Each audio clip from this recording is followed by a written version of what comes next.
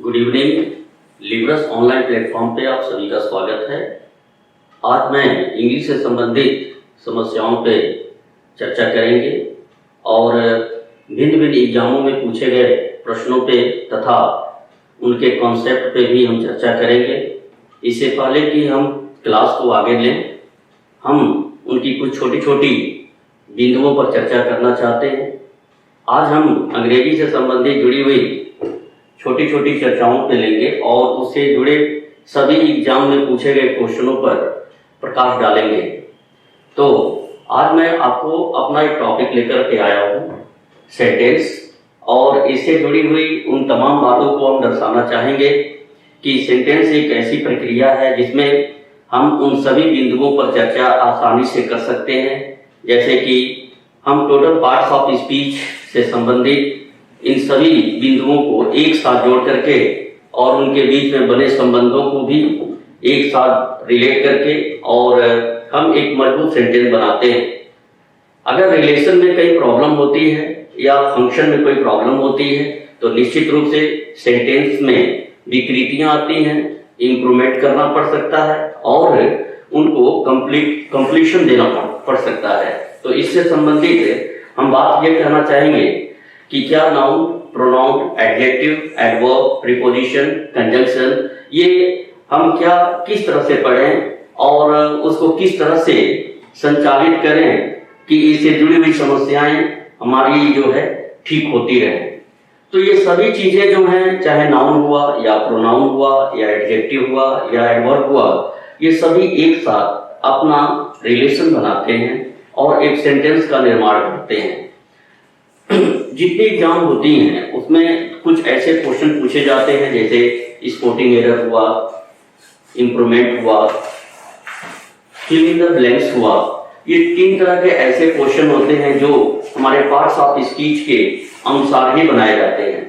प्रश्न ये होता है कि अगर हम पार्ट्स ऑफ स्पीच का अध्ययन करते हैं तो इनका महत्व क्या होता है। निश्चित रूप से पार्ट्स ऑफ स्पीच को हम किसी सेंटेंस के एक कंप्लीशन पर गौर से देखते हैं कि पूरे पार्ट्स ऑफ स्पीच कहीं ना कहीं एक सेंटेंस के रूप में दिखाई देते हैं।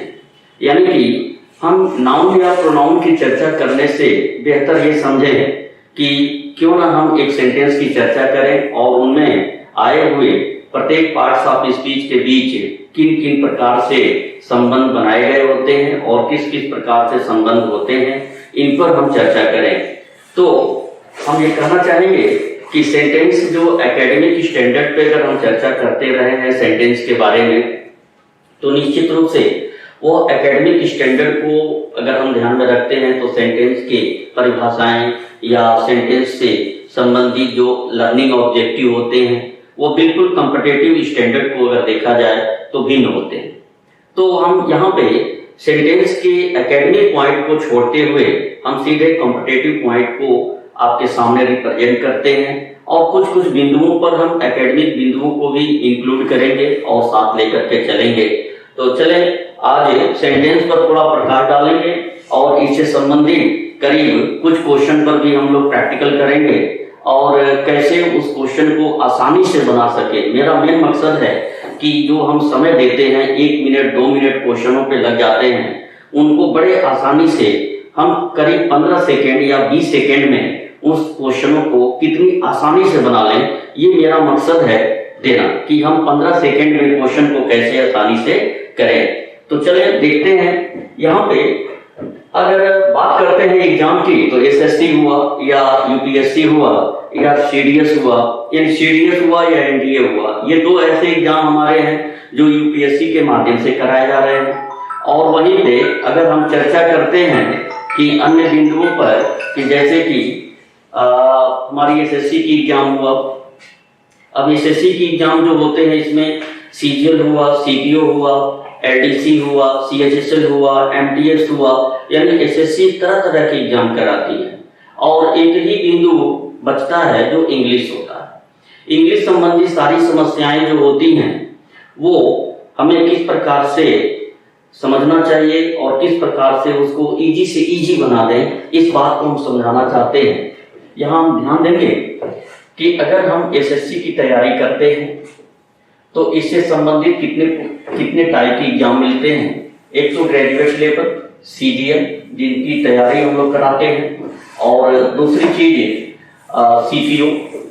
CPO में भी अच्छे खासे इंग्लिश पूछे जाते हैं। इसके बाद से CHSL होता है। CHSL के बाद से अगर हम चर्चा करें MTS, तो सबसे छोटा एग्जाम हमारा MTS का है, उससे थोड़े बड़े एग्जाम लेवल करें तो CHSL है। इसके बाद से CPO और CGL ये हमारे ग्रेजुएट लेवल के एग्जाम होते हैं। और लिवरस ऑनलाइन प्लेटफॉर्म पे हर तरह की तैयारी कराई जाती है, चाहे वो SSC हो, चाहे वो UPSC हो, या एयरफोर्स हो, और all other state level examination. अब मैं UPSC की थोड़ी चर्चा करना चाहता हूँ। UPSC पर भी अगर हम ध्यान दें तो कुछ एग्जाम होते हैं जो हम लोग कवर करा सकते हैं, जैसे मान लीजिए CDS हुआ और NDA हुआ। ये दो ऐसे एग्जाम हैं जो हमारी UPSC बोर्ड के द्वारा कराई जाती हैं। और तीसरी बात, हम बैंक से चर्चा करते हैं बैंकिंग एग्जाम की, तो हम बैंक की भी तैयारी कराते हैं। तो IBPS हुआ, SBI हुआ, RRB हुआ, इसके बाद से RBI हुआ। ये तरह तरह के एग्जाम हम लोग कराते हैं। तो मैं आपसे यही कहना चाहूंगा कि लिवरस ऑनलाइन प्लेटफॉर्म पर आप जुड़े, कमेंट करें, और तरह लिंक लाइक एक आपको मैं सारी सिस्टम समझाना चाहूंगा कि ये पर डे संडे को 6 बजे से या पर डे आपको वीडियो मिलेंगे तरह तरह के सिलेबस, जैसे मान लीजिए मैथ की है, रीजनिंग है, GS है, इंग्लिश है। ये 4 सब्जेक्ट जो हैं आपको अल्टरनेट करके यहाँ लिवरस प्लेटफॉर्म के माध्यम से दिए जाएंगे। अब इसकी वेबसाइट वगैरह की सारे सिस्टम आपको समझा दिए जाएंगे, आप जुड़े और तैयारी जम के करें कि आने वाले एग्जाम में आपका पोजीशन अच्छा रहे। यहाँ पे ये तरह तरह के एग्जाम की अगर हम तैयारी करना चाहते हैं तो एक ही चीज है, विद्यार्थी के सामने सबसे बड़ी समस्या वो होती है इंग्लिश। और इंग्लिश की जो जटिलताएं हैं, मतलब कॉम्प्लिकेशन ऑफ इंग्लिश, जो student can not understand simply the sequence of the English related question. अगर इस बात को अगर हम समझाना चाहें तो ये इंग्लिश से क्वेश्चन किस टाइप से पूछे जाएंगे, तो ग्रामर से जुड़े हुए क्वेश्चन आपको मिलेंगे, ग्रामर से जुड़े हुए क्वेश्चन मिलेंगे। फिर इसके बाद वोकैब से जुड़े हुए क्वेश्चन मिलेंगे, और फिर इसके बाद से अगर हम चर्चा करें तो कॉम्प्रिहेंशन से जुड़े हुए क्वेश्चन आपको मिलेंगे। ये 3 तरह के क्वेश्चन इन सभी एग्जामों में पूछे जाते हैं। यानी कि ग्रामर से कुछ क्वेश्चन आएंगे, जैसे मान लीजिए कि स्पोर्टिंग एरर हुआ, इंप्रूवमेंट हुआ, फिल इन द ब्लैंक्स हुआ। और अगर मैं वोकैब से संबंधित बातें करना चाहूँ तो synonyms, antonyms, idiom and phrases और स्पेलिंग स्पेल्ड भी हुआ। तो अब दरअसल बात यह है कि कंपटीशन में जाने के लिए हमें कुछ ऐसी तकनीकियां होनी चाहिए कि अपने पास ऐसी तकनीकी होनी चाहिए कि क्वेश्चन कम समय में जल्दी से सॉल्व हो जाए। तो यहाँ एक टीम ऐसी आपको मिलेगी कि जो आपको मंजिल तक ले जाएगी, और सिलेक्शन पक्का, ये वादा रहा। यानी कि पहला स्लोगन हमारा रहता है कि we make your goal easy, यानी हम आपके गोल को यानी लक्ष्य को सरल बनाते हैं। तो सबसे पहले मैं ये कहना चाहूंगा कि हम कुछ तैयारियां करेंगे चैप्टर वाइज, यानी ग्रामर के कुछ चैप्टरों से, कुछ वोकैब की चैप्टरों से, और कुछ कॉम्प्रिहेंशन की चैप्टरों से। ग्रामर के चैप्टरों को हम लोग जैसे कि चैप्टर वाइज क्वेश्चन करेंगे। वोकैब हम लोग सीखेंगे, 60% वोकैब हम लोगों को सीखना है, और 40% वोकैब हम लोग क्या करेंगे कि फैक्चुअल बातें जो कहूँ कि अगर ये होता है तो बिल्कुल होगा, और इसमें हम लोग फोनिम्स, मॉर्फीम्स और एटोलॉजी के माध्यम से इसमें सीखेंगे। कॉम्प्रिहेंशन जहां तक प्रश्न है तो रीडिंग करना है, तो इसके लिए रीडिंग प्रोसेस बना करके हम लाएंगे आपको, जैसे कि द हिंदू एडिटोरियल्स पार्ट को लाएंगे, और उसकी एनालिसिस करना, वोकैब को सेलेक्ट करना, यानी reading the lines of the Hindu editorials to select the appropriate word from there. They can make your vocabulary increase, and the number of the words can be generated in your mind after reading the comprehension standard of the Hindu newspapers. तो ये सारी बातें हम लोग करेंगे। इसके पहले कि मैं आपको आश्वासन देना चाहता हूं कि आपका क्वेश्चन 15 से 20 सेकेंड में बनने होंगे, और ये मेरा दावा है कि आपका क्वेश्चन 20 से 15 सेकेंड में बनेगा, चाहे वो ग्रामर से संबंधित प्रश्न हो, यानी स्पोर्टिंग एरर से, एरर डिटेक्शन से क्वेश्चन हो, या इंप्रूवमेंट से क्वेश्चन हो, या फिर इन द ब्लैंक से क्वेश्चन हो। ये 15 सेकेंड में या 20 सेकेंड में आपको एकदम निर्धारित है कि चैलेंज के साथ एकदम बनना शुरू हो जाएगा, क्योंकि जो भी कॉन्सेप्ट हम लाएंगे आपको बिल्कुल टेक्नोलॉजिकल होगा, एकदम स्ट्रक्चरल मेथड्स होगा, और अन्य अगर तुलना करें तो बिल्कुल भिन्न पाएंगे। तो चलिए मैं इन सारी बातों को समझाने के लिए ले चलता हूं, अपना एक टॉपिक बनाया हूं सेंटेंस, और सेंटेंस किस प्रकार से रोल लेता है हमारे कंपटीशन में, तो निश्चित रूप से उनकी चर्चाओं पर हम प्रकाश डालेंगे।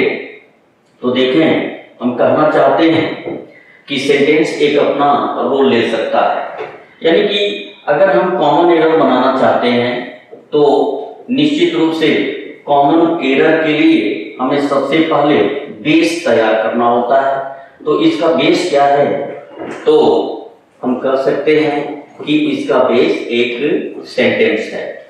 आप कभी कभी कॉमन एरर बनाते होंगे तो निश्चित रूप से देखते होंगे कि यह एक सेंटेंस में दिया गया एक ऐसा पार्ट होता है जिसमें हम ध्यान देते हैं कि एक सेंटेंस के 4 पार्ट होते हैं और किसी एक पार्ट में एरर दिया गया होता है। तो निश्चित रूप से एक सेंटेंस का पार्ट होता है जिसमें किसी पार्ट में ग्रामेटिकल संबंधित एरर होता है, और बच्चों को ये ढूंढना होता है कि किस पार्ट में एरर है। कभी कभी ऐसा हो जाता है कि किसी पार्ट में एरर बिल्कुल नहीं होता है, लेकिन उसमें एक सावधानियां बरतनी पड़ती है कि एरर बिल्कुल नहीं है, और बच्चे के दिमाग में एरर हमेशा बना रहता है कि कहीं न कहीं एरर होगा, कहीं न कहीं एरर होगा। लेकिन उस समय बहुत बड़ी चैलेंजिंग पॉइंट हो जाती है कि हमें एरर है कि नहीं है। तो एक लास्ट ऑप्शन होता है नो एरर का, उस पर हम बड़े सावधानी से क्लिक करते हैं। तो ये सारी संभावनाओं को किस प्रकार से समझा जाए और एक रणनीति के साथ कैसे चला जाए क्वेश्चनों पे, तो देखें यहाँ पे एक कॉमन एरर अगर आप जब भी बनाते हैं तो कॉमन एरर के क्वेश्चन जो होते हैं किसमें पूछे जाते हैं, सेंटेंस में। यानी कि इस प्रश्न का बेस क्या है, यानी कॉमन एरर का बेस आपको क्या दिखाई देता है, तो कॉमन एरर का बेस एक सेंटेंस होता है। अगर सेंटेंस का बेस अगर हम देखें तो सेंटेंस का बेस एक निश्चित रूप से हम कह सकते हैं कि वर्ड होते हैं, वर्ड्स, यानी कि शब्दों का क्रम जिसे कहते हैं। अब ये शब्द क्या होते हैं, इसी को तो समझना होता है कि शब्द को रीड करना पड़ता है, यानी कि we have to read the word. And speech भी एक शब्द आता है, स्पीच हम कह सकते हैं बोलना, यानी कि जब हम शब्दों को बोलते हैं यानी कि उसको स्पीच से करते हैं। और पार्ट का मतलब हो जाता है कि किस पार्ट में कौन कौन से शब्द रखे गए हैं। इस तरह से अगर हम कॉम्बिनेशन को चेक करें तो इसे कह सकते हैं पार्ट्स ऑफ स्पीच, यानी कि एक सेंटेंस बनाने के लिए पार्ट्स ऑफ स्पीच का होना बिल्कुल जरूरी है। यानी कि अब दरअसल बात यह है कि हम बचपन से पार्ट्स ऑफ स्पीच पढ़ते हैं, लेकिन उनके महत्व बिल्कुल नहीं समझ पाते कि पार्ट्स ऑफ स्पीच का क्या महत्व है। यानी एक सेंटेंस बनाने के लिए हमें पार्ट्स ऑफ स्पीच की जरूरत पड़ती है, परंतु सबसे पहले वे कौन ऐसे पार्ट्स ऑफ स्पीच हैं जो मिनिमम पॉइंट पर काम करते हैं सेंटेंस में, तो निश्चित रूप से हम कह सकते हैं कि वह एक नाउन होगा और एक वर्ब होगा। यानी एक वर्ब और एक नाउन जब दो ऐसे शब्द आपस में मिलते हैं तो सेंटेंस का निर्माण करते हैं, और साथ में पार्ट्स ऑफ स्पीच क्रमशः कुछ नाउन के साथ कुछ वर्ब के साथ जुड़ना शुरू करते हैं और एक संपूर्ण वाक्य बनाने का कार्य करते हैं। लेकिन एक वाक्य की बुनियादी बातें जो होती हैं मात्र दो शब्द से ही बन जाता है, और वो एक नाउन और एक कंप्लीट वर्ब, ये दोनों आपस में मिलकर सब्जेक्ट और प्रेडिकेट का निर्माण करते हैं। और किसी सेंटेंस के इस दो भागों पर हम चर्चा करेंगे कि सब्जेक्ट क्या है और प्रेडिकेट क्या है। अगर ये बातें हम समझ लेते हैं तो निश्चित रूप से एग्जाम में पूछे गए क्वेश्चन एक सेंटेंस के माध्यम से पूछे जाते हैं। इतनी पहचान हमारे अंदर हो जाती है, आपके पास इतनी पहचान जनरेट कर दी जाती है कि सेंटेंस में सब्जेक्ट क्या है और प्रेडिकेट क्या है, और कौन से पार्ट किस प्रकार से रिलेशन, एक शब्द का रिलेशन दूसरे से किस प्रकार से बना हुआ है, ये सभी बातें हम लोग आसानी से सीख सकते हैं। तो चलें यहाँ पे हम कह सकते हैं कि कॉमन एरर का बेस क्या है, सेंटेंस है, और सेंटेंस का बेस क्या है, तो एक वर्ड्स है। अब ये वर्ड्स क्या कहलाते हैं, तो इनको हम अगर स्पीच करें यानी स्पीक करें, यानी हम कह सकते हैं स्पीक करूं तो कुछ ना कुछ इनको बोलूंगा, या तो मैं इनको स्पीक में नाउन बोलूंगा या प्रोनाउन बोलूंगा, या हम क्या बोल सकते हैं, यानी कि हम कभी इनमें वर्ब ढूंढेंगे, कभी इनमें एडजेक्टिव बना लेंगे ढूंढेंगे, कभी इनमें हमको एडवर्ब दिखाई देंगे, कभी इनमें प्रीपोजिशन की भी बोलना पड़ सकता है कि इसमें प्रीपोजिशन है कि नहीं है, यानी कि स्पीक करना है इन शब्दों को तो हम कंजंक्शन भी बोल सकते हैं। तो निश्चित रूप से यह वर्ड क्या है, या तो नाउन होंगे, प्रोनाउन होंगे, वर्ब होंगे, एडजेक्टिव होंगे, एडवर्ब होंगे, प्रीपोजिशन होंगे और कंजंक्शन होंगे। अब इनको हम बोलते हैं, यानी कि बोलते हैं कि इनको स्पीच करते हैं, और ये स्पीच जो है कितने पार्ट में है, तो इसलिए पार्ट्स ऑफ स्पीच इनको हम लोग कहते हैं। एक सेंटेंस की बुनियादी एजुकेशन, बुनियादी नींव जो है पार्ट्स ऑफ स्पीच पर जुड़ी होती है, तो हम कह सकते हैं अगर डेफिनेशन कॉम्पिटिटिव अगर रखा जाए तो कहा जा सकता है कि पार्ट्स ऑफ स्पीच का जाल है, यानी सेंटेंस जो है एक पार्ट्स ऑफ स्पीच के बीच बने संबंधों का जाल है। अगर इस संबंधों को हम अच्छे से समझना शुरू कर दें, यानी नाउन का किससे संबंध होना चाहिए, वर्ब का किससे संबंध होना चाहिए, वर्ब का कहां-कहां संबंध किस किस प्रकार से होगा, यानी कि इस पॉइंट को अगर हम नजर दौड़ाएं तो relation and function of the words in the sentence, इसकी चर्चा हम करेंगे। तो यहाँ पे अगला क्वेश्चन अगर हम बात करेंगे आपसे, तो ए और बी हम कह सकते हैं कि बराबर हर एग्जामों में इंप्रूवमेंट से संबंधित क्वेश्चन पूछता है कि एक सेंटेंस को हम क्या करते हैं, इंप्रूवमेंट करते हैं। यह भी एक सेंटेंस से ही जुड़ा हुआ प्रश्न होता है। इसके बाद से नंबर सी हम जवाब लेते हैं कंप्लीशन कर सकते हैं या फिल इन द ब्लैंक्स कर सकते हैं।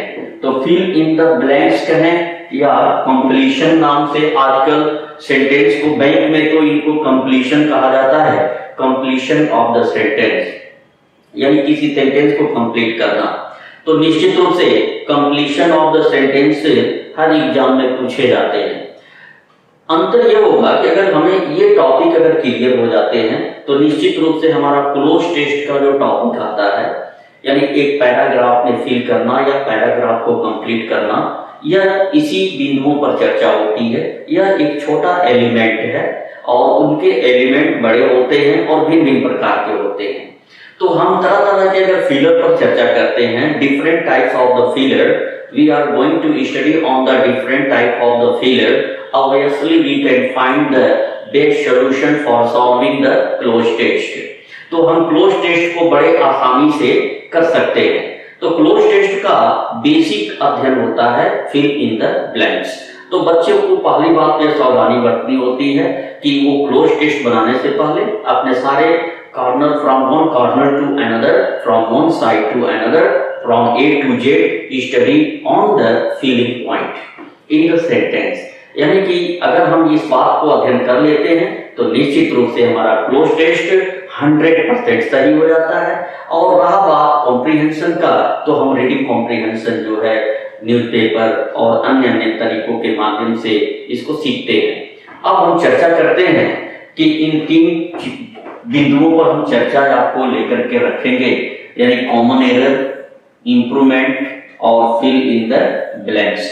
इन 3 चीजों की चर्चा करेंगे और इन तीनों बिंदुओं पर चर्चा करने से पहले हम थोड़ी सी चर्चा करेंगे सेंटेंस की, क्योंकि अगर हम इन तीनों बिंदुओं पर चर्चा करते हैं, यानी ये 3 टाइप्स ऑफ द क्वेश्चन अगर हम आपको कराते हैं तो निश्चित रूप से कुछ बेसिक अध्ययन करना पड़ेगा, जिससे अगर हम कुछ बात करते हैं तो वो बात आपको जल्दी से समझ में आ जाए। तो चलें सबसे पहले हम सेंटेंस की उन बातों को समझते हैं। अगर मान लीजिए कि कोई भी सेंटेंस बनता है तो हम निश्चित रूप से ये कहते हैं कि सेंटेंस के 2 पार्ट होते हैं। शायद आप एकेडमिक में भी पढ़े होंगे कि एक सेंटेंस के 2 पार्ट होते हैं। एक पार्ट में अगर हम नाउन को रखते हैं और दूसरे पार्ट में हम वर्ब रखते हैं। तो वर्ब का गवर्नर कौन होता है, यानी verb be govern by the noun, यानी कि verb be govern by the noun, यानी कि वर्ब का संचालन जो होता है एक नाउन के माध्यम से होता है। अब एक वर्ब को चलाने के लिए नाउन चाहिए और नाउन को किसी भी प्रकार से एक्ट करने के लिए वर्ब चाहिए, एक्शन चाहिए। अर्थात इन दोनों के बीच में बड़ा ही म्यूचुअल रिलेशन होता है। नाउन और वर्ब के बीच में एक बहुत ही म्यूचुअल रिलेशन होता है। इस रिलेशन को सबसे बेसिक स्टडी करते हैं, यानी कि सेंटेंस से संबंधित अगर बातें उठती हैं तो 2 बिंदुओं पर सबसे ज्यादा आती हैं, नाउन और वर्ब। अब देखें यहां से अगर बात करते हैं तो लिख सकते हैं कि verb tell something about the subject, यानी कि कोई भी क्रिया किसी सब्जेक्ट के बारे में बताती है या कुछ कहती है तो वो अपना सब्जेक्ट किसको बनाती है, तो एक नाउन को अपना सब्जेक्ट बनाती है। और जब वो अपना सब्जेक्ट बनाती है तो अपने आप को एक प्रेडिकेट की तरह रिप्रेजेंट करती है, यानी कि एक सेंटेंस बनाने के लिए हमें सब्जेक्ट और प्रेडिकेट की जरूरत पड़ती है। और हम कह सकते हैं कि यहाँ पे एक वर्ब की जरूरत ज्यादा होगी, क्योंकि वर्ब से जुड़ने वाले शब्द क्या होंगे, यानी वर्ब से जुड़ने वाले शब्द सदैव नाउन होते हैं और फंक्शन से क्या होंगे, सब्जेक्ट होंगे। अब इस बात को हम क्या करेंगे कि किस प्रकार से ये छोटी सी बातें एग्जाम के लिए एक बहुत बड़ी बात बन जाती हैं। तो एग्जाम में इनसे जुड़े हुए कई प्रश्न होते हैं। जैसे मान लीजिए कि हमें नाउन का स्टडी करना पड़ सकता है, नाउन का नंबर, जेंडर और केस। नाउन सिंगुलर भी हो सकता है, प्लूरल भी हो सकता है। ठीक उसी प्रकार से verb works according to the subject. A verb works according to the subject. तो subject, suppose that your subject is singular, the verb should be singular, and the number of the subject works according to the number of the verb. ये भी कह सकते हैं कि अगर subject singular है या इसका person है तो जो verb according to subject और number person के अनुसार काम करे। यहाँ पे हम कह सकते हैं कि अगर सब्जेक्ट सिंगुलर है तो वर्ब भी सिंगुलर होगी। और इस बिंदुओं पर ढेर सारे क्वेश्चन एग्जाम में पूछे जाते हैं कि अगर सब्जेक्ट सिंगुलर है तो वर्ब भी क्या होना चाहिए, सिंगुलर होना चाहिए। अगर सब्जेक्ट प्लूरल है तो वर्ब भी क्या होना चाहिए, प्लूरल होना चाहिए। इस म्यूचुअल रिलेशन को हम नाम दे देते हैं सब्जेक्ट वर्ब कंकॉर्ड, यानी कि सब्जेक्ट वर्ब एग्रीमेंट, यानी कि इससे ढेर सारे क्वेश्चन सॉल्व होते हैं। अब जरा समझिए कि एक दो शब्दों के बीच का रिलेशन हुआ, अगर एडजेक्टिव आ जाए तो बिल्कुल आ जाएगा क्योंकि नाउन को क्वालिफाई करेगा। एडवर्ब भी आ सकता है क्योंकि एडजेक्टिव को क्वालिफाई करेगा। आर्टिकल भी आ सकता है क्योंकि नाउन के लिए आर्टिकल भी बोला जाता है। तो इस प्रकार से हम कह सकते हैं कि इनका जो विकराल रूप जब बनेगा, एक बहुत बड़ा सेंटेंस बनाने के लिए पूरे पार्ट्स ऑफ स्पीच का अध्ययन करना पड़ता है। तो हम क्रमशः पर डे आपको एक एक पार्ट्स ऑफ स्पीच से जुड़ी हुई समस्याएं, हमको केवल चैप्टर वाइज क्वेश्चन पे ज्यादा ध्यान देना है। यानी आज हम सेंटेंस के माध्यम से सब्जेक्ट और वर्ब के बीच में किस किस प्रकार की समस्याएं आती हैं, इस पर हम ज्यादा चर्चा करेंगे और इससे संबंधित क्वेश्चनों को सॉल्व करेंगे। तो चले यहाँ पर इस बात को समझेंगे कि एक सेंटेंस बनाने के लिए एक वर्ब चाहिए और वर्ब से जुड़ा हुआ शब्द चाहिए। तो चले, अगर मान लीजिए कि हमें वर्ब दिख रही है तो वर्ब से पहले एक निश्चित रूप से क्या आ सकता है, एक वर्ड आ सकता है। अब ये वर्ड हमारा नाउन है कि नहीं है, इस बात को समझने के लिए हमें इस वर्ब के रिलेशन को समझना होगा कि वर्ब से जुड़े हुए शब्द क्या होते हैं। यानी कि हमें चर्चा करना होगा कि अगर कोई शब्द वर्ब से जुड़े हुए हैं तो वो रिलेशन से क्या हो सकते हैं। तो किसी भी शब्द का रिलेशन यदि ट्रांजिटिव वर्ब से हो रही हो या इंट्रांजिटिव वर्ब से हो रही हो तो हमें चर्चा ट्रांजिटिव और इंट्रांजिटिव की करनी होती है। अगर कोई भी शब्द ट्रांजिटिव वर्ब से जुड़ रहा है, चाहे वो वर्ब से पहले जुड़ रहा हो या वर्ब के बाद जुड़ रहा हो, तो निश्चित रूप से वो शब्द रिलेशन के माध्यम से देखा जाए, यानी व्यवहार से वो नाउन बन जाता है और फंक्शन से सब्जेक्ट या ऑब्जेक्ट बनेंगे। अगर वो वर्ब इंट्रांजिटिव है, ट्रांजिटिव के बजाय वो इंट्रांजिटिव हो जाती है, तो निश्चित रूप से वह अपने पहले आने वाले शब्द को सब्जेक्ट तो बनाएगी, लेकिन वो अपने बाद निश्चित रूप से प्रीपोजिशन प्लस नाउन लेकर के कंप्लीट होती है। तो वहां पे हम कह सकते हैं कि वर्ब से बना संबंध सदैव नाउन का होता है।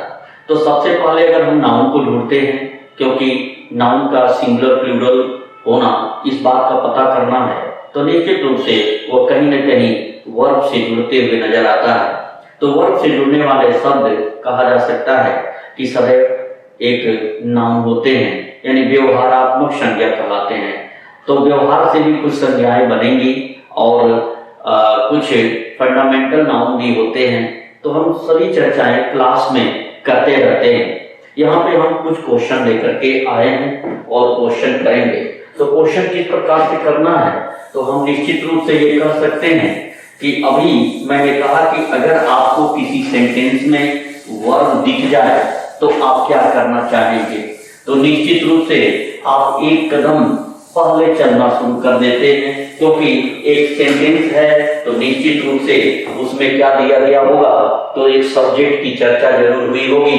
तो हम कह सकते हैं कि वर्ड से पहले अगर कोई वर्ड है तो निश्चित रूप से वह वर्ड क्या होगा कि वो सब्जेक्ट होगा, और सब्जेक्ट में कार्य करने वाला शब्द सदैव क्या होता है, एक नाउन होता है। अब जरा सा मान लीजिए कि यहाँ पे चर्चा हम कर लिए, सेंटेंस बहुत छोटा था, उनका रिलेशन भी छोटा था, और रिलेशन छोटा होने के नाते आपने तुरंत एरर ढूंढ लिया, उनमें से एरर पहचान लिया कि कौन सिंगुलर है कौन प्लूरल है। यानी कि यहाँ पे एरर मैं यही रखा हूँ कि सब्जेक्ट सिंगुलर भी हो सकता है और प्लूरल भी होगा, तो वर्ब सिंगुलर भी होगी और प्लूरल भी हो सकती है। अब बात दरअसल ये है कि अगर रिलेशन बढ़ना शुरू कर दे तो किसी भी शब्द को बढ़ाने का काम कौन करेगा। पूरे पार्ट्स ऑफ स्पीच में मैं ये कहना चाहूंगा कि या तो कंजंक्शन और नहीं तो प्रीपोजिशन, ये दो ऐसे पार्ट्स ऑफ स्पीच हैं जो शब्दों के रिलेशन को बढ़ाने का कार्य करते हैं। तो हम इनमें से आर के प्रीपोजिशन के रिलेशन को रखना चाहूंगा कि यदि कोई प्रीपोजिशन आता है तो निश्चित रूप से रिलेशन को बढ़ाने का काम करेगा। यानी कि यदि मान लीजिए यहाँ पे अगर मान लीजिए कि कोई प्रीपोजिशन आ जाए, तो अभी जिसको आपने वर्ब का सब्जेक्ट कहा है, और अगर मान लीजिए कि यहाँ पे कोई प्रीपोजिशन आ जाए तो इसका भी तो कोई रिलेशन होना चाहिए। जिस प्रकार से वर्ब से पहले एक सब्जेक्ट का रिलेशन होता है, ठीक उसी प्रकार से प्रीपोजिशन का भी अपना एक कुछ म्यूचुअल रिलेशन होता है शब्दों से। तो आप क्या कहना चाहेंगे कि प्रीपोजिशन के बाद अगर कोई भी शब्द आता है तो निश्चित रूप से वह नाउन होता है, व्यवहार से और फंक्शन से एक ऑब्जेक्ट के रूप में काम करता है। अगर मैं कहना चाहूं तो a preposition is completed by noun यानी एक प्रीपोजिशन भी नाउन के द्वारा कंप्लीट होता है। तो अब यहाँ पे हम कह सकते हैं कि अगर वर्ब से पहले स्थान मैंने शब्द को देखा तो वो नाउन के रूप में सब्जेक्ट की तरह से काम कर रहा है। लेकिन प्रीपोजिशन के बाद अगर हम देखें तो प्रीपोजिशन के बाद अगर हम चर्चा करते हैं तो निश्चित रूप से ये चर्चा अगर हम करें तो हम क्या देखेंगे कि ये चर्चाएं जो हैं, ये देखें अगर हम चर्चा करते हैं तो इनका रिलेशन कहीं ना कहीं प्रीपोजिशन से भी जुड़ा हुआ है। तो अगर वर्ब के रिलेशन को देखें तो ये वर्ब का सब्जेक्ट है, लेकिन preposition is completed by word, it is a noun. तो यह बिल्कुल क्या होगा कि एक ऑब्जेक्ट की भांति काम करता है, क्योंकि प्रीपोजिशन अपने सामने आने वाले वर्ड को अपना ऑब्जेक्ट रिप्रेजेंट करता है। यानी कि वर्ब को अपने पहले एक नाउन चाहिए और प्रीपोजिशन को अपने बाद एक नाउन चाहिए। अब दरअसल बात यह है कि वर्ब का जो सब्जेक्ट रहा है वो प्रीपोजिशन के लिए ऑब्जेक्ट का काम करता है। जब भी आप एक सेंटेंस को एक्सपेंशन ऑर्डर पे लेते हैं, यानी कि you are going to work on the expansion order of the sentence, you have to make the relation on the 2 points. The first is a verb, another is the noun. The noun is working just before the verb as a subject. If there is no another relation before the noun, अगर मान लीजिए कि कोई एक और relation आ जाता है और वो प्रीपोजिशन का खास रिलेशन है, तो प्रीपोजिशन का फंक्शन वहां पर काम करता है, the function of the preposition. तो preposition is completed by noun और प्रीपोजिशन व्यवहार से नाउन लेते हैं अपने बाद और वो ऑब्जेक्ट बनाने का काम करते हैं। तो प्रीपोजिशन के बाद ऑब्जेक्टिव केस का पालन करें और वर्ब से पहले सब्जेक्टिव केस का पालन होता है। अब यहाँ पर देखें तो अगर मान लीजिए कि फिर कोई शब्द हम ढूंढ लेते हैं और फिर कोई शब्द अगर हम ढूंढते हैं तो निश्चित रूप से प्रीपोजिशन का फंक्शन क्या होता है कि नाउन के बीच नाउन के रिलेशन को क्या करता है, दर्शाता है। तो फिर एक वर्ड आ गई तो वर्ब के पहले आने वाला शब्द क्या हो जाता है, यहाँ पर देखें तो वर्ब से पहले आने वाला शब्द फिर एक बना हुआ है। तो ये फिर से हम कर सकते हैं कि वर्ब से जुड़ेगा तो सब्जेक्ट होगा और सब्जेक्ट सदैव क्या होते हैं, नाउन होते हैं। अब जरा सा रिलेशन मैं बढ़ाना चाहता हूं तो वर्ब से पहले आने वाला शब्द यानी कि जो हम बचपन से पढ़ते आ रहे हैं हम लोग कि वो सब्जेक्ट होता है, बिल्कुल सब्जेक्ट होता है और हम भी कर रहे हैं सब्जेक्ट होता है। लेकिन अगर वो शब्द किसी प्रीपोजिशन से जुड़ जाए तो निश्चित रूप से वो शब्द प्रीपोजिशन के लिए क्या हो जाता है, ऑब्जेक्ट हो जाता है। अब जरा सा देखेंगे कि फिर अगर कोई वर्ड आ जाए तो वर्ब से संबंधित अगर बातें होती हैं तो वो सब्जेक्ट होंगी, लेकिन अगर कोई फिर प्रीपोजिशन आ जाए, अगर कोई फिर प्रीपोजिशन आ जाए तो प्रीपोजिशन से जुड़े हुए शब्दों को हम क्या कहेंगे, तो निश्चित रूप से प्रीपोजिशन से जुड़े हुए शब्द क्या होते हैं, आप कह सकते हैं कि प्रीपोजिशन से जुड़े हुए शब्द क्या होते हैं, ऑब्जेक्ट, और ऑब्जेक्ट भी सदैव क्या होता है, नाउन होता है।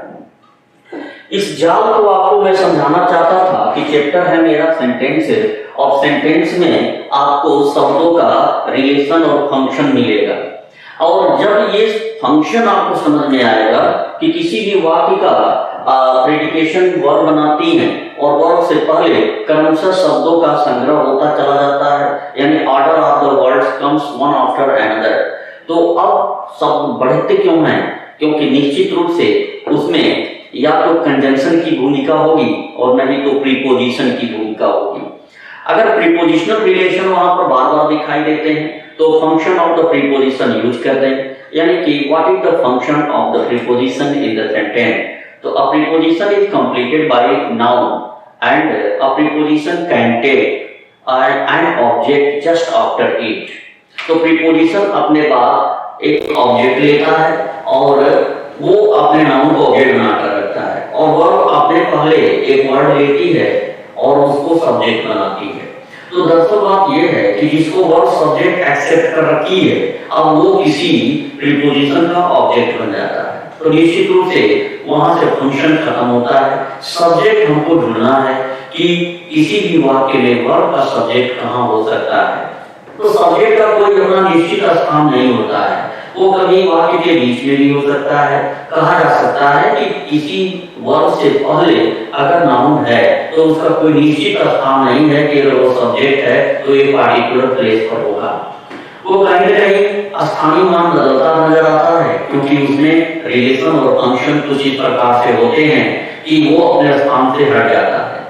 और एग्जाम में इससे क्वेश्चन ज्यादा पूछे जाते हैं। अगर आपको सब्जेक्ट दिखाई दे रहा है तो उसका वर्ब से एग्रीमेंट होता है और सब्जेक्ट का रिलेशन वर्ब से होता है, और निश्चित रूप से सब्जेक्ट सिंगुलर होगा तो वर्ब भी सिंगुलर होगी, सब्जेक्ट प्लूरल होगा तो वर्ब भी प्लूरल होगी। इस बात को हम सब्जेक्ट वर्ब एग्रीमेंट कहते हैं। यही टॉपिक आपको रखना है। पहले इस बात को समझ लें कि अगर प्रीपोजिशन आ जाता है तो आपने क्या देखा कि वर्ब से पहले पहला वर्ड आ गया तो ये बन गया आपका सब्जेक्ट वन, और प्रीपोजिशन के सामने आ गया तो ऑब्जेक्ट, प्रीपोजिशन के फिर सामने एक वर्ड आ गया तो ये बन गया ऑब्जेक्ट। अब निश्चित रूप से हम यहाँ पर क्या कहेंगे कि प्रीपोजिशन से पहले फिर कोई एक वर्ड आ जाए तो हम कह सकते हैं कि इसका भी रिलेशन जो है निश्चित रूप से एक वर्ब से बना हुआ है। लेकिन इसके बाद से कोई रिलेशन नहीं है तो वर्ब से बना हुआ रिलेशन क्या कहलाता है? निश्चित रूप से एक सब्जेक्ट कहलाता है। तो वर्ब से बना हुआ रिलेशन क्या कहलाता है? एक सब्जेक्ट कहलाता है। और वहां पे सीधे हम कह सकते हैं कि यह भी एक नाउन होगा। अब सब्जेक्ट क्या हो सकता है? या तो सिंगुलर हो सकता है और नहीं तो सब्जेक्ट हमारा क्या हो सकता है कि प्लूरल हो सकता है। तो according to the subject we have to use the verb. तो वर्ब को भी सिंगुलर तथा प्लूरल हमें यूज करना पड़ता है, यानी कि हमारी क्रिया जो है सब्जेक्ट के अनुसार कार्य करती है। तो यदि सब्जेक्ट सिंगुलर है तो वर्ब भी सिंगुलर होना चाहिए, यदि सब्जेक्ट प्लूरल है तो वर्ब भी प्लूरल होना चाहिए। इस पार्ट को हम लोग अभी सेंटेंस में सीखेंगे। अब यहाँ पे इस नियम में अगर हम चर्चा करें तो कौन सी ऐसी वर्ब है जिस पे लागू होता है? तो इज है, आर है, वाज है, वर और हैज है और हैव है। ये क्रियाएं जो होती हैं इनके एग्रीमेंट लागू होता है। इसके अलावा अगर मैं कहूं तो डू और फिर कहूं तो डज, ये क्रियाएं हैं जिनपे इस नियम का पालन करते हैं। तो आज का पहला कॉन्सेप्ट आपको मैंने दिया है, ये कॉन्सेप्ट है concept number 1 according to sentence. तो आपने सेंटेंस में क्या पाया कि सेंटेंस में हमारा सब्जेक्ट किस प्रकार से हो सकता है? तो वर्ब से पहले एक शब्द आ सकता है और अगर वो प्रीपोजिशन से जुड़ता है तो वो प्रीपोजिशन के ऑब्जेक्ट के रूप में आते रहते हैं। तो निश्चित रूप से प्रीपोजिशन के बाद आने वाले शब्दों को हम देखेंगे और वर्ब से पहले कौन सा ऐसा शब्द है जो प्रीपोजिशन के रिलेशन से फ्री है, वो हमारे वर्ब का सब्जेक्ट बनता है। अब इसी फंक्शन को हम आज आपको क्वेश्चन करने जा रहे हैं। ढेर सारे क्वेश्चन इस पर हम कराएंगे और इस कॉन्सेप्ट को हम लाते हैं। चलिए देखते हैं कि इस बात को कितने कम समय में हम लोग क्वेश्चन को कर सकते हैं। और इसको हम नाम देते हैं प्रीपोजिशनल सब्जेक्ट पार्ट। तो इसकी चर्चाएं हम लोग क्लास में करते रहते हैं और क्लास में इसकी डिटेल स्टडी भी कराते रहते हैं। हम यहाँ पर केवल आपको जो चैप्टर आपका क्लियर होता जा रहा है उन चैप्टरों से संबंधित क्वेश्चन कराना चाहते हैं। तो चलिए एक बार रिवीजन करा दिया और ताकि आपको ये बातें जानकारी हो जाए कि कुछ क्रियाएं हैं जिनके हमें एग्रीमेंट लागू करनी होती हैं और उनकी एग्रीमेंट सब्जेक्ट से होगा और सब्जेक्ट हमें ढूंढना पड़ता है। इन सब्जेक्ट का कोई पार्टिकुलर स्थान नहीं होता है। तो वर्ब से पहले शब्द सब्जेक्ट कहलाते हैं और प्रीपोजिशन के बाद सब्जेक्ट जो शब्द आते हैं वो प्रीपोजिशनल ऑब्जेक्ट कहलाते हैं। अब इसी बीच को अगर हम समझ लेते हैं तो निश्चित रूप से एग्जाम में पूछे गए ढेर सारे क्वेश्चन हम आसानी से कर सकते हैं। तो ये हमारा concept number 1।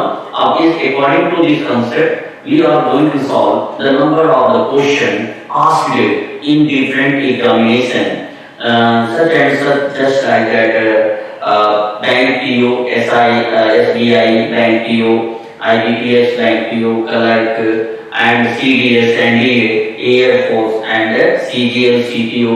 Lot of examinations you have, and these questions are very important for you. So let us see here the question. Let us see. अब हम चर्चा करेंगे इन क्वेश्चनों के लिए। तो देखें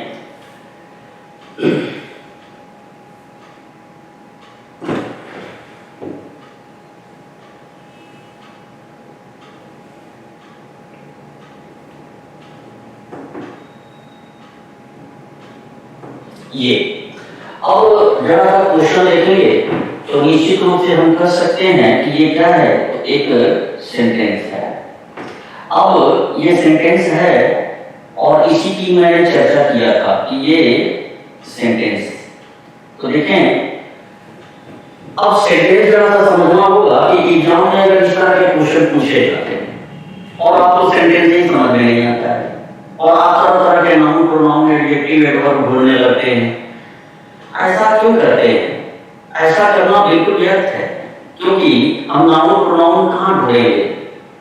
हम नहीं ढूंढ सकते, क्योंकि यह एकेडमिक बिंदु नहीं है। हमें उनके रिलेशन को चेक करना होगा। तो चलें कुछ रिलेशन दोहराते हैं। अभी मैंने कहा कि वर्ब को ढूंढना होगा और वर्ब से पहले रिलेशन बनाना होगा।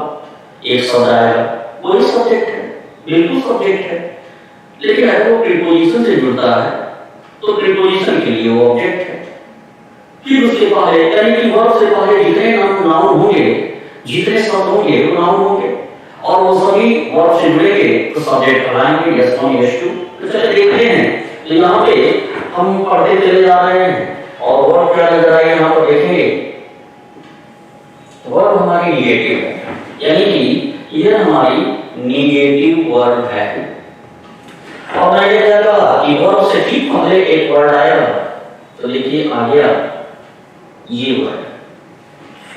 अब हम निश्चित रूप से कह सकते हैं कि ये वर्ड क्या है, तो वर्ब के लिए सब्जेक्ट है, सब्जेक्ट वन, यानी कि पहला नाउन, यानी कि फर्स्ट नाउन, यानी कि पहला नाउन यहाँ पर किसका काम कर रहा है वर्ब के लिए, तो वर्ब के लिए ये क्या है, सब्जेक्ट है।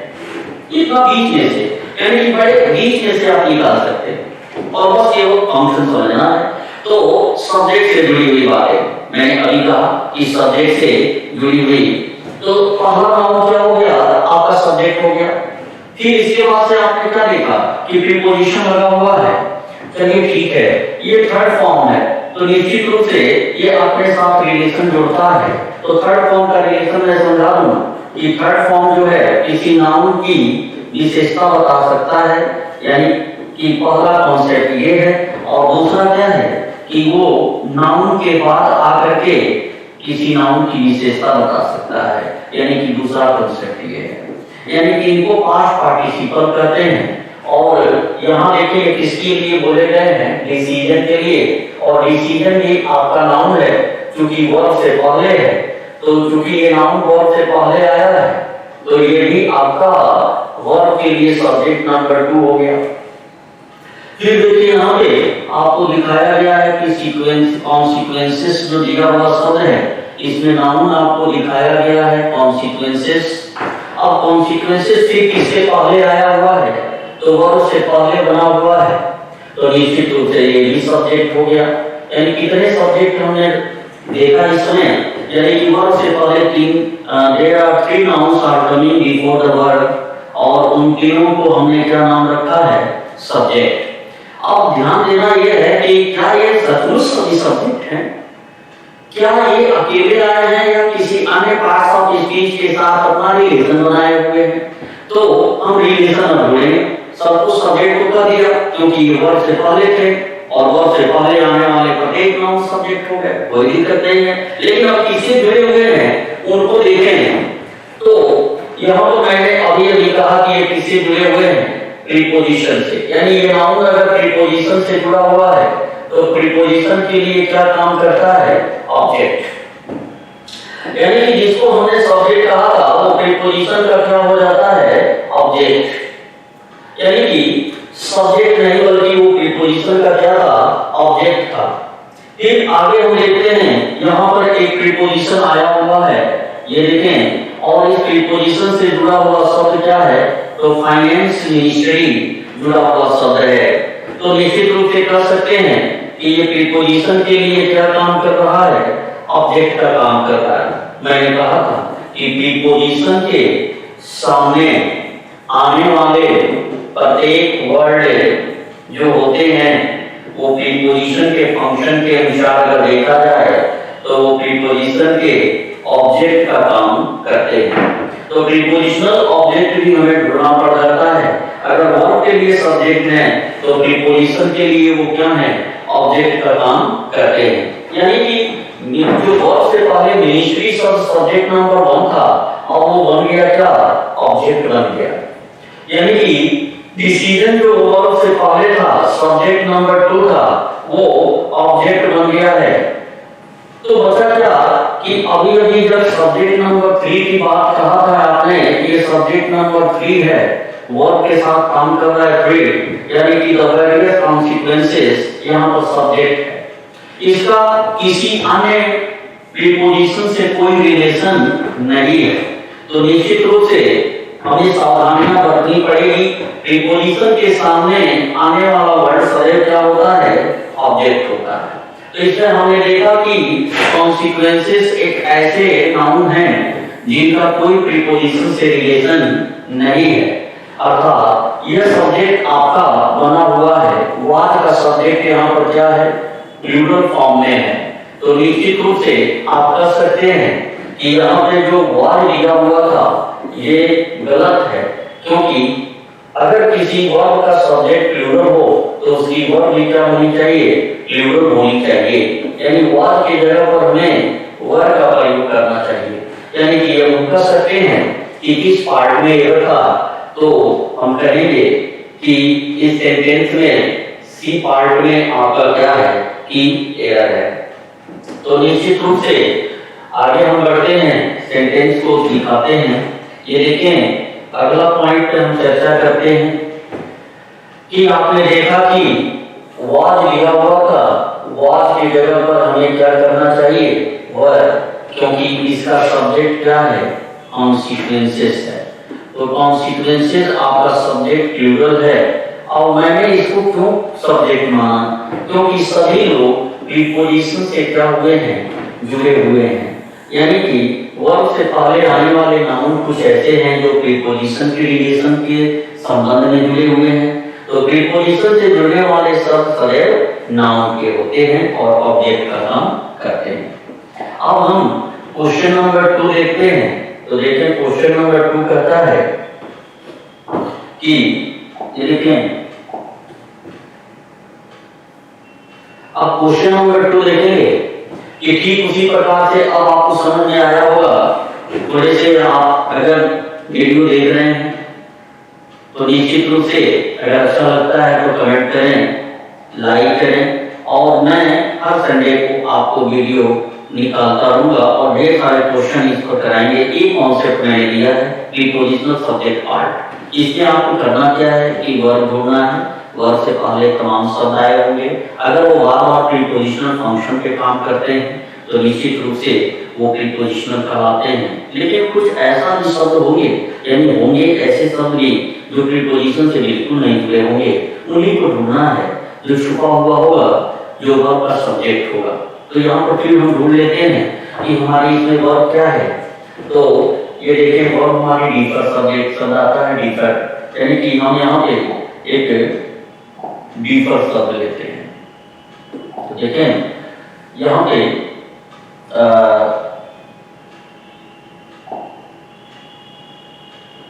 डिफर शब्द हम लेते हैं। यहाँ पे देखें, अब डिफर शब्द यहाँ पर दिखाया जाता है कि हम सभी जानते हैं कि डिफर जो है फर्स्ट फॉर्म है और निश्चित रूप से इस फर्स्ट फॉर्म का एक फिफ्थ फॉर्म भी हो सकता है, क्योंकि इस पर हमें एग्रीमेंट करना पड़ता है।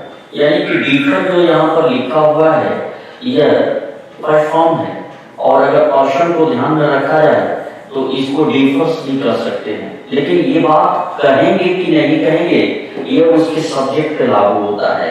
तो चले हम पता करें कि क्या डिफर्स सही होगा या डिफर्स सही होगा। तो इस बात को क्लियर करने के लिए हमें सब्जेक्ट ढूंढने की जरूरत पड़ेगी। तो इसका सब्जेक्ट कहाँ हो सकता है, इस बात को मैंने अभी यही समझाया कि अगर आपको वर्ब दिख रहा हो तो वर्ब से पहले जितने नाउन आते हैं सब सब्जेक्ट होते हैं। यस एक नाउन है S1, 2 है S2, 3 है S4, ऐसे करते हुए चले, कोई चिंता की बात नहीं है। लेकिन अगर वो प्रीपोजिशन से फिर अगर जुड़ने लगते हैं तो वे सभी प्रीपोजिशनल ऑब्जेक्ट के रूप में काम करते हैं। उसी में बचा हुआ ऐसा शब्द होगा जो बिल्कुल स्वतंत्र होगा और वो वर्ब से पहले होगा। तो देखें वर्ब से पहले कितने शब्द आ रहे हैं। ये समटाइम्स है, ये एप्रोप्रिएट वर्ड है, ये एडवर्ब का काम करता है, यानी कि यह एडवर्ब का काम करता है, यानी कि ये वर्ब की विशेषता बताता है।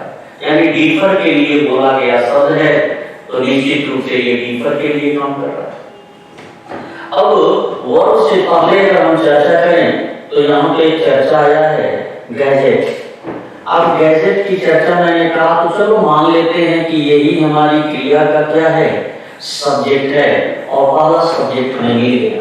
बहुत खुशी हुई कि पहला सब्जेक्ट हमें मिला, क्योंकि वर्ब से पहले सब्जेक्ट आते हैं तो यही सब्जेक्ट हो सकता है। लेकिन फिर देखा कि कुछ और शब्द आ रहे हैं तो फिर देखा कि एक और नाउन आया हुआ है अपने कॉम्बिनेशन में, अपने रिलेशन में। तो हमने ड्यू को भी क्या कहा कि ये भी सब्जेक्ट हो जाए। चलो सब्जेक्ट नंबर 2 हो गया।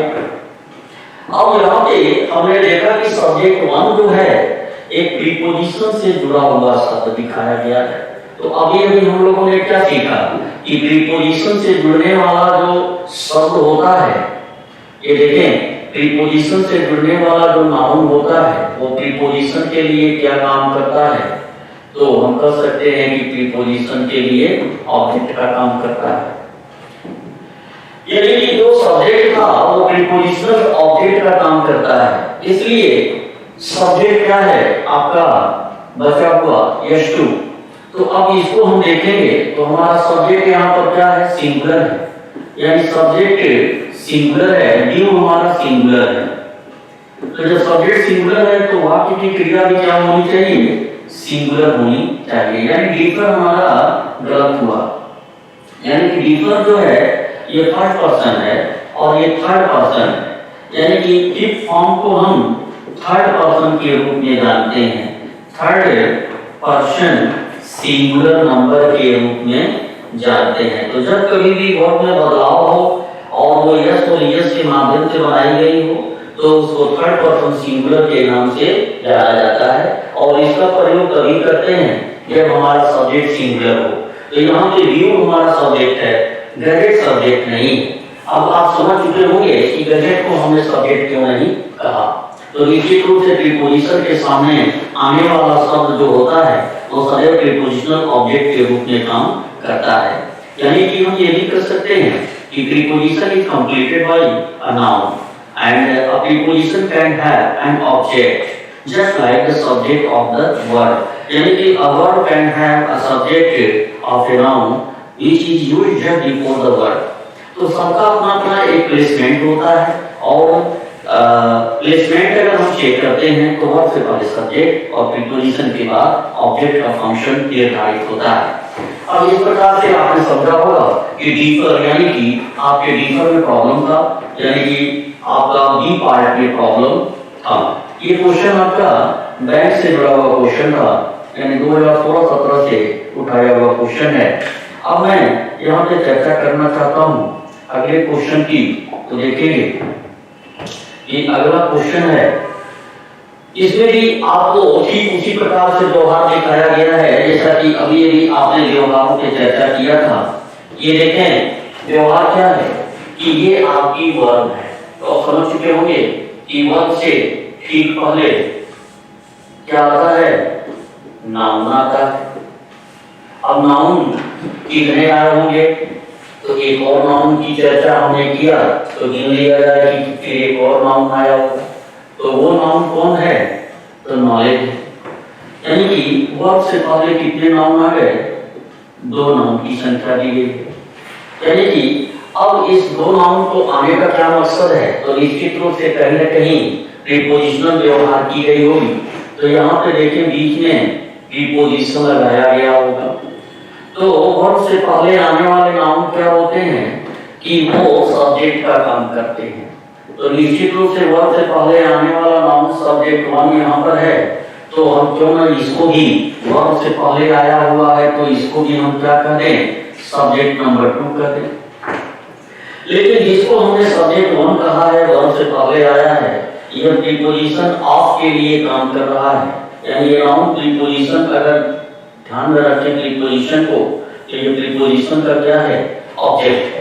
तो निश्चित रूप से यदि सब्जेक्ट पार्ट में बार बार प्रीपोजिशन का जिक्र किया गया हो, प्रीपोजिशन का जिक्र किया गया हो, तो निश्चित रूप से हम वहां पे कह सकते हैं कि यहाँ निश्चित रूप से हम कह सकते हैं कि प्रीपोजिशन के सामने आने वाले वर्ड सदैव क्या होते हैं, ऑब्जेक्ट होते हैं। यानी कि ये जो क्वेश्चन हमने दिखाया, ये प्रीपोजिशन ऑफ का क्या है, ऑब्जेक्ट है। निश्चित रूप से अब यहाँ देख सकते हैं कि सब्जेक्ट नंबर 2 अकेला पड़ा हुआ है, जो वर्ब से ठीक पहले अपना रिलेशन बनाया हुआ है। तो वर्ब से पहले आने वाला नाउन सदैव क्या होते हैं, सब्जेक्ट होते हैं। और सब्जेक्ट के साथ क्या समस्याएं हो सकती हैं, अगर सब्जेक्ट सिंगुलर तो वर्ब भी सिंगुलर होगी, अगर सब्जेक्ट प्लूरल है तो वर्ब भी क्या होगी, प्लूरल होगी। इस प्रकार से नॉलेज आपको क्या दिख रहा है, ये वो नाउन है जो सदैव क्या होते हैं, सिंगुलर होते हैं। तो आपका वर्ब भी क्या होगा, सिंगुलर होगा। यानी कि इस पार्ट में प्रॉब्लम था, यानी आर के जगह पर क्या होना चाहिए, तो आप कह सकते हैं कि आर की जगह पर हमें इज लिखना चाहिए। अब चलें फिर आगे चलते हैं अगले क्वेश्चन की तरफ। तो हम कह सकते हैं क्वेश्चन नंबर 4 देखेंगे कि motivating implies with traditional authority and financial incentives have become increasingly difficult nowadays। अब इसको आपको ढूंढना है, तो सबसे पहले हम क्या ढूंढें, तो निश्चित रूप से सबसे पहले हमें क्या ढूंढना चाहिए, एक वर्ब ढूंढना चाहिए। तो आपको एक अच्छी खासी वर्ब आपको मिल गई, ये है वर्ब। और मैंने आपको क्या बताया कि निश्चित रूप से एक वर्ब होगी, वर्ब के पहले कोई वर्ड जरूर होगा, वो वर्ड क्या होता है, नाउन होता है। और वर्ब से पहले आने वाला नाउन क्या होगा, सब्जेक्ट का काम करेगा। और आगे देखें, फिर अगर कोई एक और वर्ड आ जाए और प्रीपोजिशन के फंक्शन के साथ लगा हो, तो ये भी नाउन है, सब्जेक्ट 2 का काम करेगा। अगर फिर कोई वर्ड आ जाए और फिर प्रीपोजिशन के साथ जुड़ा हो, तो ये भी सब्जेक्ट का काम करेगा 3। अब बार बार प्रीपोजिशन से जुड़े हुए हों, तो जिसको हम सब्जेक्ट 1 कह रहे हैं वो प्रीपोजिशन का ऑब्जेक्ट हो सकता है, जिसको सब्जेक्ट 2 कह रहे हैं वो प्रीपोजिशन का ऑब्जेक्ट हो सकता है। लेकिन वही वर्ब से पहले आने वाला एक वर्ड है जो पूरी तरह से प्रीपोजिशन से स्वतंत्र है, और इस प्रकार से हम कह सकते हैं कि वो सब्जेक्ट होगा और सब्जेक्ट का वर्ब से एग्रीमेंट करेंगे। तो आप समझ चुके होंगे कि हमने मोटिवेटिंग इंप्लाइज को यहाँ पे नाउन ढूंढ रखा है, और ये किसका काम कर रहा है, सब्जेक्ट का। और सब्जेक्ट यहाँ पर प्लूरल फॉर्म में है, तो आपकी वर्ब भी क्या है, प्लूरल। यानी कि इंप्लाई अगर प्लूरल है और वर्ब भी प्लूरल है, तो निश्चित रूप से आप कह सकते हैं, यानी हैव बीकम यहाँ पर दिया हुआ है वर्ब, तो निश्चित रूप से आप कह सकते हैं कि इसमें कोई प्रॉब्लम नहीं है, यानी कि सेंटेंस में कोई प्रॉब्लम नहीं है। यानी कि इस प्रकार से आपको मैंने जो कॉन्सेप्ट दे रखा है, यानी इस कॉन्सेप्ट को आप एक बार पुनः देख सकते हैं कि एक वर्ब आएगी, वर्ब से पहले एक वर्ड होगा, अगर वो प्रीपोजिशन से जुड़ जाता है तो ये वर्ब से जुड़ने की वजह से सब्जेक्ट 1 होगा, अगर प्रीपोजिशन से जुड़ता है तो ये प्रीपोजिशन का ऑब्जेक्ट होगा। तो वर्ब से फिर पहले कोई वर्ड एक और जरूर आया होगा जो वर्ब से जुड़ने की वजह से सब्जेक्ट होगा 2। और अगर फिर बार बार प्रीपोजिशनल सीक्वेंस में आते हैं तो निश्चित रूप से ये बार बार श्रृंखलाएं बनना शुरू होती हैं और आपका सब्जेक्ट बिल्कुल दूर हो जाता है। तो ये पहला कॉन्सेप्ट था जो प्रीपोजिशनल सब्जेक्ट के रूप में जाना जाता है। अब थोड़ी सी बात मैं एक बार और करना चाहता हूँ कि यहाँ पे एक क्वेश्चन और लेते हैं और उसको देखा जाए एक क्वेश्चन को। तो देखेंगे कि एक क्वेश्चन हम लेते हैं।